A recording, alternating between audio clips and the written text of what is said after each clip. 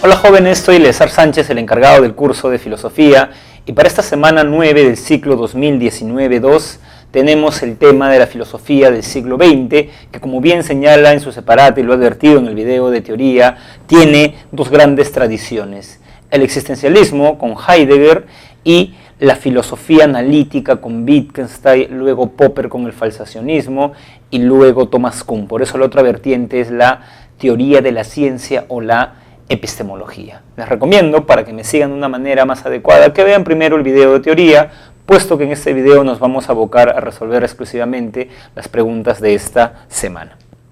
Pregunta número 1. Según Karl Popper, la irrefutabilidad no es una virtud, sino un importante defecto que pueden tener las teorías. Eso es cierto. Por tal motivo, serán consideradas como aquellas teorías que no pueden ser falsadas, mientras que serán denominadas como las que sí puedan ser susceptibles de pasar por un proceso de falsación o refutación. El motivo de esto es que la ciencia debe ser concebida como una búsqueda sin término, en donde resultan imposibles las verificaciones categóricas.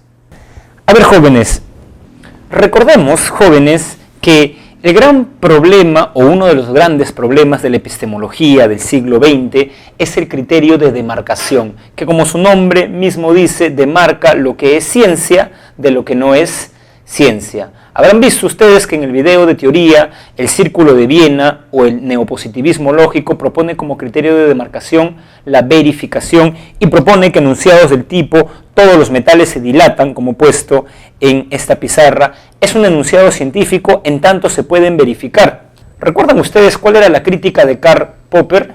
Que enunciados de ese tipo no se pueden verificar, porque en efecto, cuando el científico pretende, el químico pretende probar esto, no verifica todos, verifica algunos, y está haciendo un salto lógico del particular al general.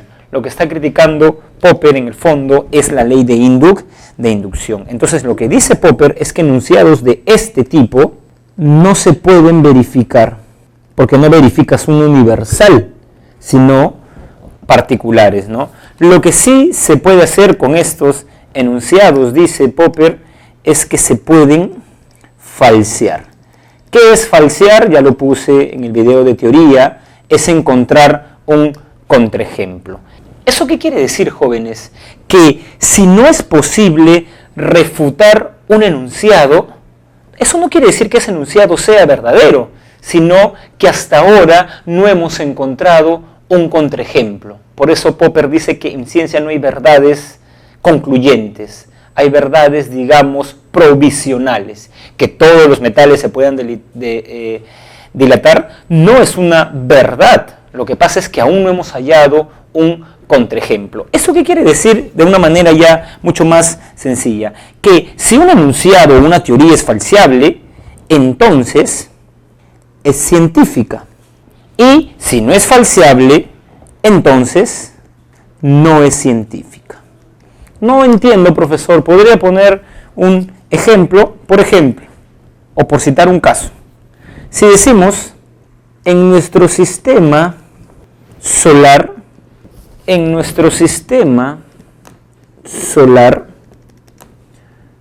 todos los planetas giran alrededor del Sol. Eso es un enunciado, jóvenes, que en principio se puede falsear, o sea, contamos con los medios para falsearlo. Pero en cambio, hay otros enunciados que no se pueden falsear, y como dice la pregunta, esta no es una virtud. Ejemplo, la posición de los astros determinan nuestra fortuna en la vida, nuestra personalidad.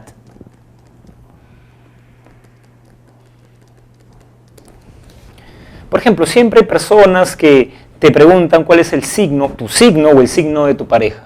Y de pronto una chica dice, yo soy Géminis. Y si no me equivoco, dice en la web que Géminis es el signo más infiel del zodiaco.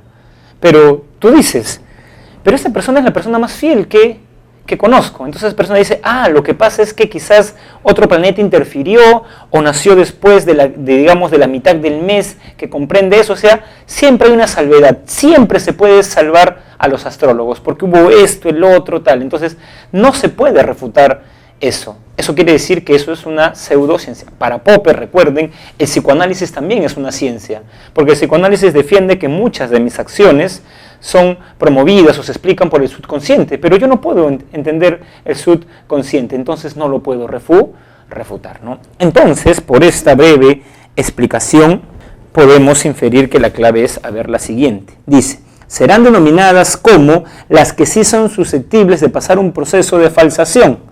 Aquellas que, ¿no? Serán denominadas como las que sí pueden ser susceptibles de falsación, o sea, científicas va acá.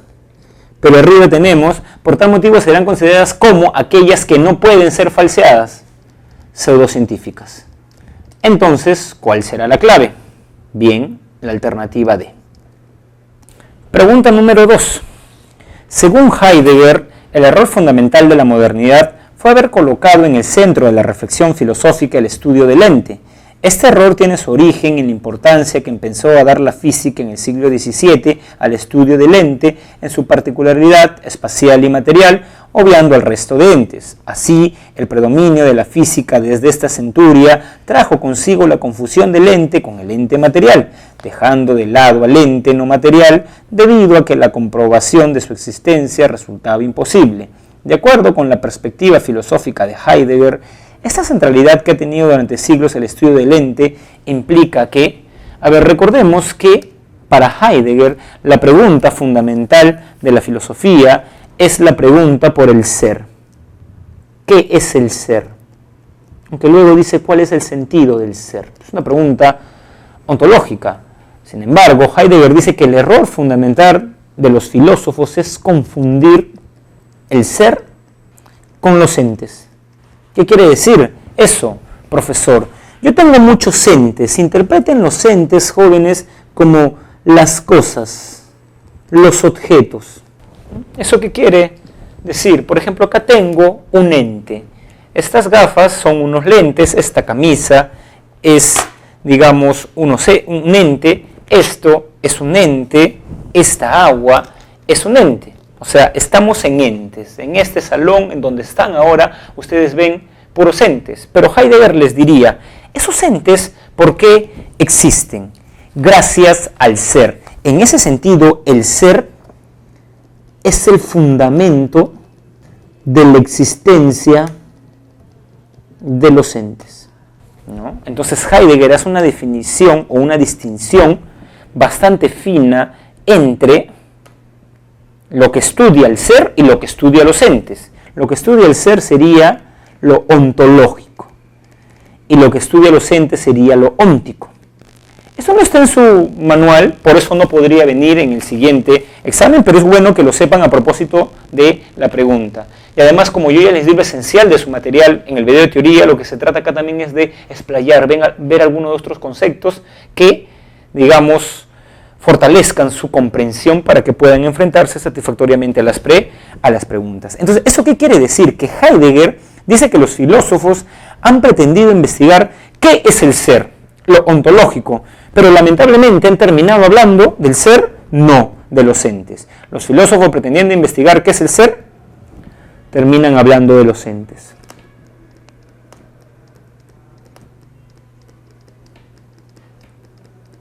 Por ejemplo, Aristóteles. Aristóteles define la filosofía como la ciencia teórica que investiga las primeras causas y principios y la ciencia del ser en cuanto ser, no en cuanto ente. Pero ¿cómo termina el libro 10 de la metafísica? Aristóteles reflexionando sobre el primer motor inmóvil, un ente, un tráfico de conocimiento.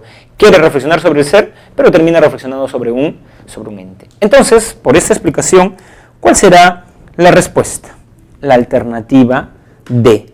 Los filósofos han olvidado la pregunta por el ser. Pregunta número 3. Algunos intérpretes consideran que Wittgenstein identificó totalmente pensamiento y lenguaje, otros, por el contrario, niegan esta identificación y para ello se remiten a algunos de los textos del filósofo en lo que se señala expresamente que el lenguaje y el pensamiento son distintos, que el pensamiento no consiste en palabras, sino en constitutivos psíquicos que posee el mismo tipo de relación con la realidad que las palabras. Sin embargo, Wittgenstein consideró que el pensar y su expresión lingüística están relacionados esencialmente, pues para él los límites del lenguaje coinciden con los límites del pensamiento. De esta forma, todo lo que se puede pensar se puede decir y todo lo que se puede decir se puede pensar. De lo anterior se infiere que para Wittgenstein, a ver jóvenes, recordemos un poco la filosofía de Wittgenstein y lo que yo les expliqué en el video de teoría es el famoso isomorfismo. ¿Qué es el isomorfismo? Que si el lenguaje puede decirnos algo del mundo, eso quiere decir que el lenguaje es un conjunto de proposiciones y el mundo es un conjunto de hechos. Entonces debe haber una forma lógica. ¿Por qué? Porque las proposiciones representan a los hechos, ¿no? Entonces eso ya lo expliqué. Ahora, esta pregunta, digamos, nos da otro enfoque. ¿Cómo se relaciona el pensar con el lenguaje? Ese también es un tema, jóvenes, que hemos visto ya desde Parménides y fue una pregunta en el ciclo especial, si me parece, en su primer examen. ¿Qué filósofo asocia el pensar con el ser? Parménides. Parménides dice que cuando yo pienso algo, en cierta medida ese algo ya es. Acá Wittgenstein está retomando un problema bastante viejo de la historia de la filosofía y nos está diciendo, además, que los límites del lenguaje coinciden con los límites del pensamiento. ¿Por qué, profesor? Veamos por qué. Porque todo lo que se puede pensar se puede decir, ¿no? Desde luego que sí. Y todo lo que se puede decir se puede pensar. ¿Eso qué quiere decir, jóvenes? Que también habría una suerte de relación intrínseca, no isomorfismo desde luego, entre pensamiento y lenguaje. Y luego ya lo que hemos visto, el lenguaje, el isomorfismo con la realidad. Recuerden que el isomorfismo está acá, jóvenes. La pregunta dice, de lo anterior se infiere que para Wittgenstein el lenguaje describe hechos únicamente si se da una representación isomórfica de la realidad. Esa es la clave, ¿no? Claro, el lenguaje puede describir los hechos de la realidad si hay un isomorfismo, ¿no? Muy bien. Pregunta número 4. La transición de un paradigma en crisis a otro nuevo, del que pueda surgir una nueva tradición de ciencia normal, está lejos de ser un proceso de acumulación al que se llegue por medio de la articulación o una ampliación del antiguo paradigma. Se trata más bien de una reconstrucción del campo a partir de los nuevos fundamentos, reconstrucción que cambia algunas de las generalizaciones teóricas más elementales del campo, así como también muchos de los métodos y aplicaciones del paradigma. Thomas Kuhn, la estructura de las revoluciones científicas. A ver, veamos, jóvenes. ¿Cómo es esto de una transición de un paradigma a otro? Pensemos en el paradigma de Ptolomeo. El paradigma de Ptolomeo, dice Kuhn, funciona bien hasta que aparecen problemas que no se pueden resolver. Lo que hemos llamado en el video de teoría anomalías. Aparecen anomalías. El ejemplo que pusimos en el video de teoría fue la órbita de Júpiter. Ptolomeo no podía explicar eso. ¿Por qué? Porque Ptolomeo decía que los planetas orbitaban en una circunferencia perfecta. Y Júpiter a veces está más cerca de la Tierra y a veces está más lejos, como si es una circunferencia perfecta. Primera anomalía, luego se fueron sumando más. Eso no lo podía explicar Ptolomeo, ¿no? Y eso generó la ciencia en crisis. Para responder estas preguntas salió el paradigma de Copérnico. ¿Eso qué quiere decir? Que una revolución científica o la transición de un paradigma a otro no es un proceso de acumulación, como he puesto acá, y como dice en su separata, ni es una ampliación del antiguo paradigma, sino que la ciencia avanza por cambios traumáticos, podríamos decir, por acumulación de anomalías. O sea, Copérnico no acumuló conocimientos respecto de Ptolomeo. Por ejemplo, no creía que la Tierra era el centro del universo, ni que los planetas orbitaban en una circunferencia perfecta. partió de nuevos supuestos. El Sol es el centro relativo del sistema solar y las órbitas son elípticas. Entonces veamos una respuesta que se adecue a esto. De lo expresado por este filósofo se infiere que el cambio de un paradigma a otro supone un cambio de las bases más profundas y de los alcances del paradigma. Desde luego es la. Pregunta número 5. El lenguaje ideal para Wittgenstein es aquel cuya forma lógica no nos engaña, aquel en que cada sentido es expresado por una palabra y en el que cada palabra expresa un sentido. El sentido de una proposición describe la posibilidad de darse un hecho y es independiente de su verdad. Cuando una proposición, además de tener sentido, es verdadera, entonces describe no solamente un hecho posible, sino un hecho real. A ver, vayamos a la primera parte de la frase. Wittgenstein hace una diferencia entre lenguaje natural y lenguaje lógico. El lenguaje natural tiene términos polisémicos. Desde luego que sí. ¿Qué es un término polisémico? Es un término que tiene más de un significado. El problema es que esos términos generan frases ambiguas. Cuando una persona dice, la lora de mi suegra no deja de cotorrear. Lora es un término polisémico, se refiere a un animal, pero a las personas que hablan mucho. ¿A quién se está refiriendo? ¿A la mascota de su suegra o quizás a su suegra que habla mucho? No se sabe. Viendo estas limitaciones del lenguaje natural, el lenguaje lógico trata de tener términos unívocos, buscando ¿qué? La claridad y la exactitud. Bien. Por otro lado, la segunda parte de esta pregunta es una distinción bastante importante entre el sentido de una proposición y la verdad de una proposición. El sentido es un hecho posible. Por ejemplo, que ustedes digan, Eleazar tiene una camisa roja.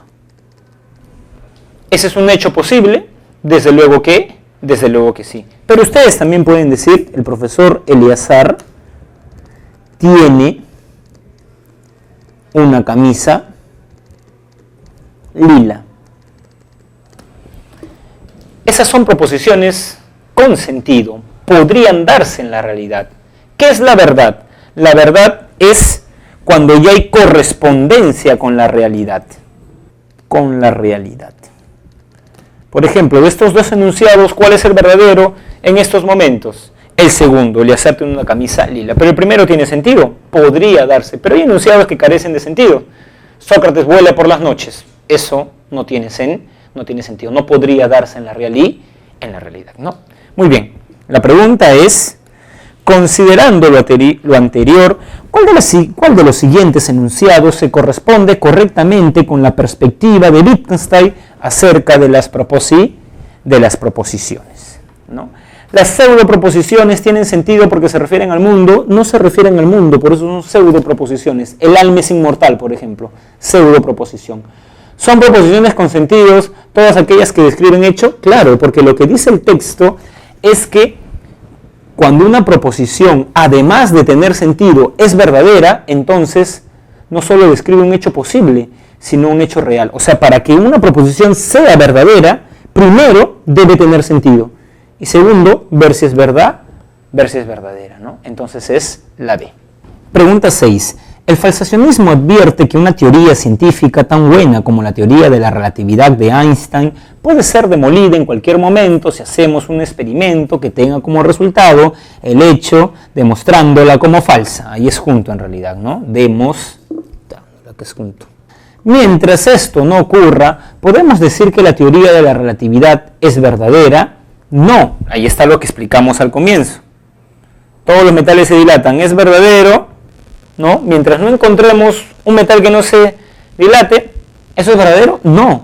Solo podemos decir que hasta el día de hoy no se ha mostrado como falsa, o sea, no hemos encontrado un contraejemplo. Mientras más intentos realicemos de refutar una teoría, siempre y cuando ella sea falseable y no nos sea posible, más valiosa será para la ciencia. Eso es clave porque de ahí va a salir la respuesta. Y cuando ella sea falseable y no nos sea posible, más valiosa para la ciencia, sin que esto implique que estemos admitiendo que sea verdadera. ¿Eso qué quiere decir? A ver, interpretemos la frase, ¿no? Dice, una teoría científica, si es falseable, ya lo vimos, es científica. En cambio, si no es falseable, no es científica, ¿no? Muy bien. La teoría de la relatividad, ¿por qué es científica? ¿No? Dice este texto. Porque no se ha falseado hasta ahora, pero de nuevo, ¿es verdadera? No, hasta hoy no se ha demostrado que sea falsa, pero en principio se podría demostrar que es falsa. Eso la hace científica, que sea falible, que en principio sea refutable. ¿Cuál será la clave? Entonces, del texto anterior se desprende que la teoría de la relatividad es una de las mejores teorías científicas porque es falseable en principio. Desde luego que sí, esa es la clave. Pregunta número 7. En una conversación, un científico le explica a un nuevo compañero de trabajo que su tarea consistirá en realizar experimentos y reunir los datos a partir de ciertas observaciones. Asimismo, debe realizar un esfuerzo para articular los resultados de estos a la teoría del paradigma, resolviendo algunos de los problemas que se han presentado y que aún no han sido resueltos. Considerando la propuesta epistemológica de Kuhn, las tareas mencionadas se realizan cuando la ciencia se encuentra en la fase denominada, la ciencia normal, ¿no? Es la ciencia que resuelve algunos problemas que se han presentado y que no han sido resueltos. O sea, van a ser resueltos y en principio se pueden resolver. No vayan a confundir en Thomas Kuhn el concepto de enigma con anomalía. Como vimos, anomalías eran los conceptos que traían o ponían en crisis el sistema porque no se podían resolver. En cambio, los enigmas son problemas que se pueden resolver en la ciencia normal.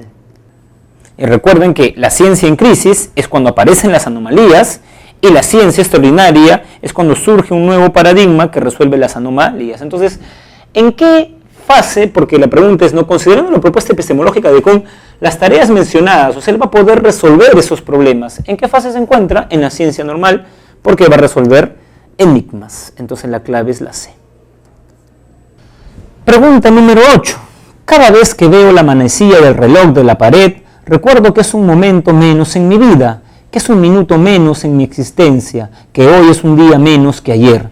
En una palabra, recuerdo el carácter efímero de mi condición humana. Se dice Mateo mientras piensa que solo falta una hora para su cumpleaños.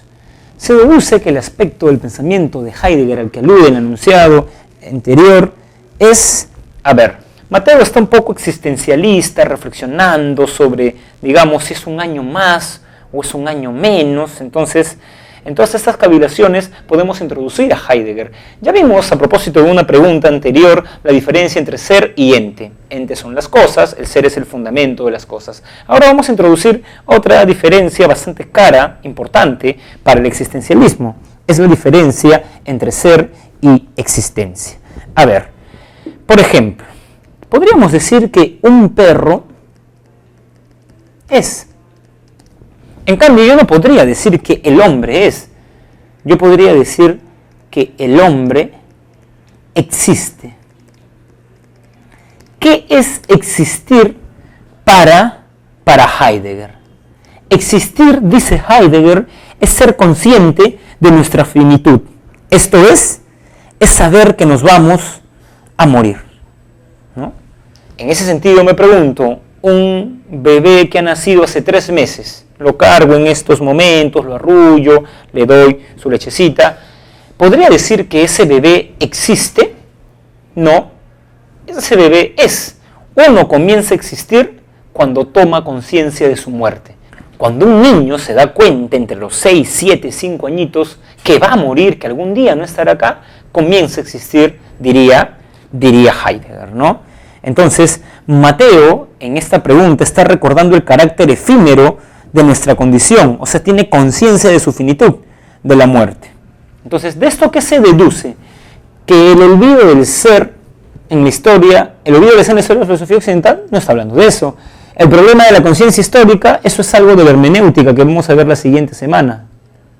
Lo detecta Heidegger, pero lo lleva a otro nivel Gadamer. El hombre entendido como un ser para la muerte, exacto, ¿no? Por ende, la clave es la C.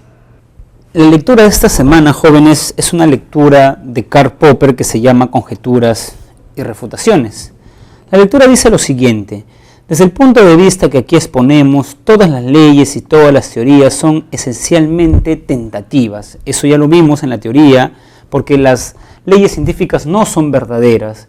No podríamos decir que el enunciado todos los metales se dilatan es verdadero, sino que hasta ahora no se ha encontrado un metal que no se dilate. En ese sentido el conocimiento es falible. Recuerden además que el criterio para Popper es la falibilidad o la falsación. Entonces tenemos como que hipótesis tentativas que hasta ahora no han sido refutadas. Esas serían las leyes científicas, conjeturables o hipotéticas. Ahí está lo que les decía, ¿no? Aun cuando tengamos la sensación de que no podemos seguir dudando de ellas. Antes de refutar una teoría, nunca podemos saber en qué aspecto puede ser necesario modificarla. Todavía se usa como ejemplo típico la ley establecida por inducción más allá de toda duda razonable, la de que el sol siempre surgirá y se pondrá dentro de 24 horas, ¿no? Recuerden que la inducción es, veo en un día 1 que sale el sol, día 2 sale el sol, día 3 sale el sol, tengo 30 años, todos los días de mis 30 años he visto que sale el sol. Bueno, así no veamos salir el sol, sabemos que sale, no lo perciben en nuestros sentidos, es una cosa distinta. Entonces yo concluyo que es necesario que el sol siempre salga. Popper diría que ahí hay un error, nunca partiendo de particulares puedo arribar a enunciados generales. Es extraño que aún se recurra a este ejemplo, aunque puede haber sido útil en los días de Aristóteles y Píties de Masilla, el gran viajero que durante siglos fue llamado mentiroso por sus relatos acerca de Thule, la tierra del mar congelado y el sol de medianoche. El método de ensayo-error, por supuesto, no es simplemente idéntico al enfoque científico o crítico, al método de la conjetura y refutación, ¿no?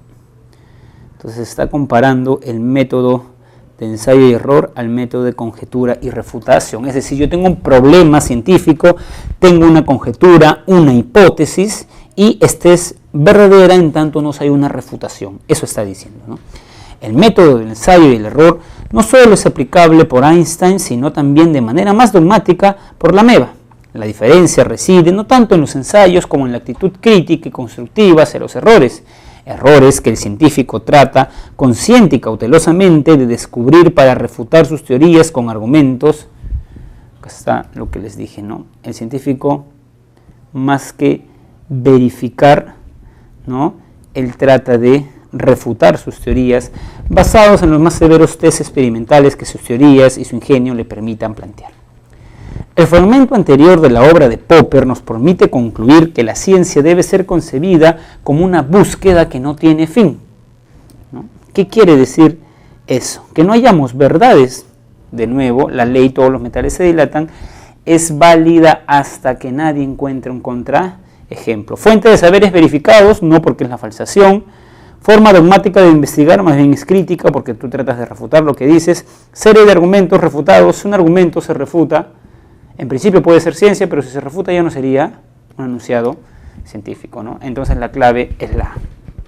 Muy bien, jóvenes, hemos no solamente recordado y refrescado los conocimientos que sugerimos en la teoría, sino que hemos expandido ciertos temas, esto de Wittgenstein entre el pensamiento y el lenguaje, esto de Heidegger entre el ser y la existencia, cosas de Thomas Kuhn. Entonces, para eso sirve esta semana de práctica, para afinar y darle más comprensión, porque mientras más conceptos tengan ustedes, más fácil les va a ser comprender y poder dar con la respuesta de una pregunta DECO. Nos vemos la siguiente semana.